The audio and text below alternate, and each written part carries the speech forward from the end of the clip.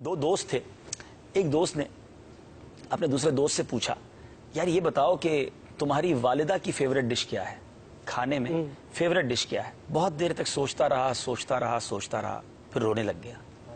तो कहा कमाल है, इतनी देर से जवाब नहीं दे रहे। वो वेस्टर्न वर्ल्ड का शख्स था जिसने ये सवाल किया था। तो उसने कहा कि मेरी माँ की पसंदीदा चीज जो है ना, वो बचा हुआ सालन और बची हुई रोटी है। अब उसके पस मंजर में उसने पूछा ये क्या बात की। और मैं अब आज अपने दिल के तासुरात पेश कर रहा हूँ। आज मेरी उम्र 40 साल से ज्यादा हो गई है। मुझे आज तक याद नहीं है कि मेरी माँ ने कभी खाना बनाकर ये कहा हो कि ये मेरी आज पसंदीदा चीज मैंने बनाई है। और ये हम सबके साथ हुआ होगा कि माँ ने कभी ये नहीं कहा होगा कि बेटा आज बिरयानी बनाई है, ये मुझे पसंद है। माँ ने कभी कहा होगा कि बेटा ये आज मेरे बेटे की पसंद की मैंने बनाई है, या हमारे वालिद साहब के पसंद की बनाई, या छोटी बहन की पसंद की बनाई। और माँ ने क्या खाया? जो हमने बचाया, जो हमने छोड़ा। ये है माँ। कभी उसने अपनी जात के लिए क्या सोचा?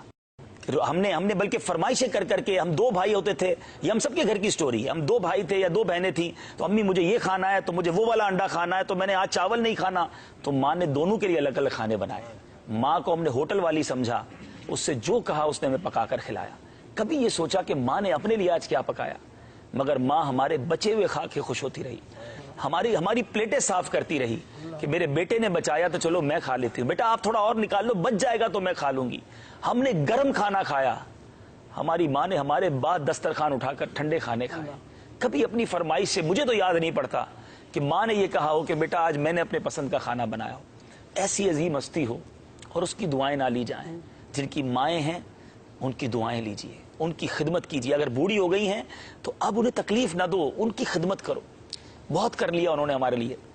बीमार है तो ये रब का एक तरह से, मैं समझता हूं, ये पता नहीं मेरी बात दुरुस्त है कि नहीं, कि जिसके वालिदैन बीमार हो जाए ना, या ऐसी पोजीशन में आ जाए कि अब उनकी खिदमत की हाजत है, तो ये बेटे के लिए खुशबख्ती का वक्त भी है कि अल्लाह ने जिंदगी में अब तुम्हें वक्त दिया है खिदमत करने का। वरना कई माँ बाप बच्चों को खिदमत का मौका ही नहीं देते, पहले ही चले जाते हैं, खुदमत करते करते ही चले जाते हैं।